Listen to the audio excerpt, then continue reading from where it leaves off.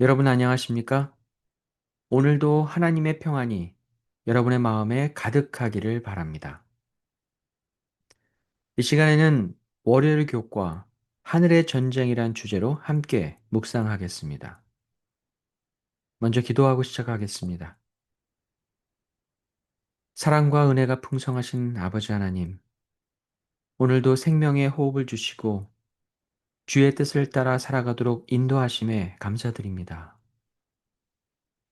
세상을 바라보는 우리의 시선을 변화시켜 주시고 우리 삶 속에서 일어나는 선과 악의 싸움을 분별하게 하여 주시옵소서. 말씀을 통해 하나님의 뜻을 깨닫고 순종함으로 마지막 날까지 주님 편에 서서 승리하는 자가 되게 하여 주시옵소서. 주실 말씀을 깊이 묵상할 때 깨달음과 삶의 변화를 주시옵소서. 예수 그리스도의 이름으로 기도합니다. 아멘. 가나안 정복 전쟁은 단순히 한 민족이 땅을 차지하는 싸움이 아니었습니다. 이 전쟁은 하늘의 시각에서 볼 때 더 큰 의미의 전쟁임을 알 수 있었습니다. 여호수아도 여호와의 군대 대장의 등장을 계기로 이 큰 전쟁의 의미를 어느 정도 이해한 것으로 보입니다. 하나님께서 직접 개입하신 그 전쟁, 인류의 역사 가운데 펼쳐진 이 선악간의 대쟁투에 대한 이야기를 오늘 함께 나누어 보려고 합니다. 요한계시록 12장 7절로 9절에는 이 대쟁투의 시작을 설명해 줍니다.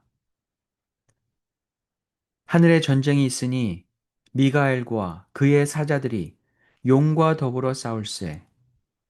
용과 그의 사자들도 싸우나 이기지 못하여 다시 하늘에서 그들이 있을 곳을 얻지 못한지라. 큰 용이 내쫓기니 옛뱀 곧 마귀라고도 하고 사탄이라고도 하며 온 천하를 꿰는 자라. 그가 땅으로 내쫓기니 그의 사자들도 그와 함께 내쫓기니라. 하늘에 전쟁이 있었습니다. 그 시작은 가장 강력한 천사였던 루시퍼가 하나님을 반역하는 길을 선택함으로 시작되었습니다. 그 하늘의 전쟁 이후에 용, 옛뱀, 마귀, 사탄, 온 천하를 꿰는 자로 묘사된 이 루시퍼는 그를 따르던 천사들과 함께 땅에 내쫓기게 되었습니다. 이후 그 전쟁은 인간의 세상으로 옮겨져 지금까지도 계속되고 있습니다. 이 땅에서 펼쳐지는 선악간의 대쟁투는 성경 전반에 나타나며 모든 영적 갈등의 배경이 됩니다. 이사야서와 에스겔서에서 언급된 전쟁에서도 단순히 이 땅에 있었던 바벨론 왕과 두로 왕에 대해서 묘사하는 것이 아니라 영적 세력과 그들의 활동에 대해 이중적 의미로 설명하고 있습니다. 예를 들면 바벨론 왕에 대해 이사야가 노래할 때에 이사야서 14장 13절로 14절에서 루시퍼의 교만한 마음을 표현하고 있습니다.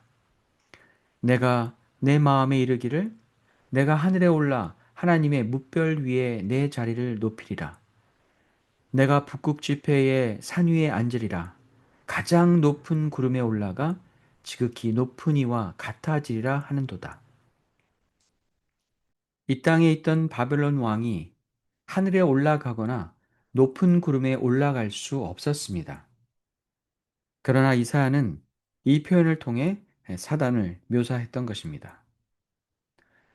또한 두로 왕에 대해 에스겔이 슬픈 노래를 지어 부를 때에 에스겔서 28장 13절로 14절에서는 이렇게 표현합니다. 내가 옛적에 하나님의 동산 에덴에 있어서 너는 기름 부음을 받고 지키는 구름이며 이 땅에 있던 두로 왕이 에덴 동산에 있지 않았고 구름 천사가 아니었음을 우리는 분명히 알 수 있습니다.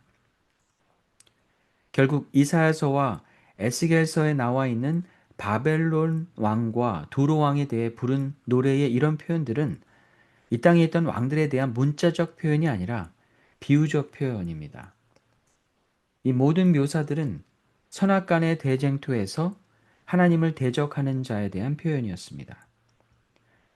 우리는 이런 비유적 표현을 통해 하늘의 전쟁 때부터 하나님을 대적했던 영적인 존재가 이 땅에서 하나님과 하나님의 백성을 대적하는 세력들의 뒤에 여전히 있었다는 것을 깨닫게 됩니다.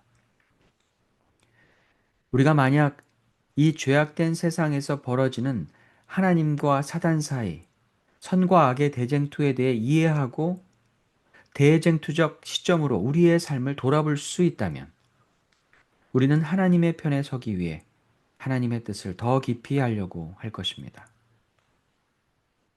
또한 어떤 일을 결정하고 선택하는 일에서도 우리의 개인적인 사정이나 현실적인 상황을 생각하기보다는 우리의 선택과 결정이 하나님의 뜻에 순종하는 길인지 생각하게 될 것입니다. 하나님을 믿기로 시작했고 예수 그리스도께서 열어놓으신 구원의 길을 가는 우리들은 하나님께 순종하는 길을 선택해야 할 것입니다. 하나님께 순종하는 길이 이 선악간의 싸움에서 승리하는 길이기 때문입니다. 시대의 소망에서는 하늘에서 시작된 전쟁이 하나님 율법에 대한 전쟁이라고 말하고 있으며 세상의 종말까지 계속될 전쟁에서 우리가 선택해야 할 것은 무엇인지 이렇게 이야기하고 있습니다.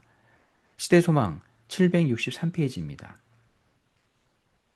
하나님 율법에 대한 전쟁은 하늘에서 시작되었고 세상 종말까지 계속될 것이다.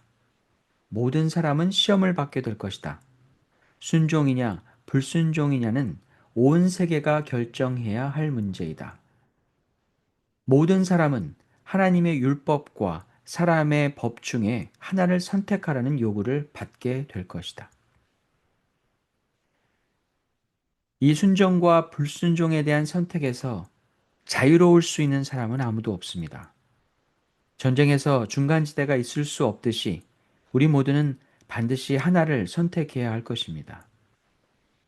당연히 하나님의 율법을 선택해야 한다는 것을 머리로 알고 있는 것과 그것을 삶으로 실천하는 것은 별개의 문제입니다. 하나님의 율법과 사람의 법 중에 무엇을 선택할지를 묻는다는 것은 결국 우리에게 이런 질문을 남깁니다. 나의 상황과 형편, 나의 생각과 감정을 만족시키지 않더라도 나는 하나님의 영광을 위해 하나님의 말씀을 순종할 수 있는가? 오늘 하루도 이 전쟁에서 많은 일들과 사람들이 여러분을 흔들어 놓을 것입니다.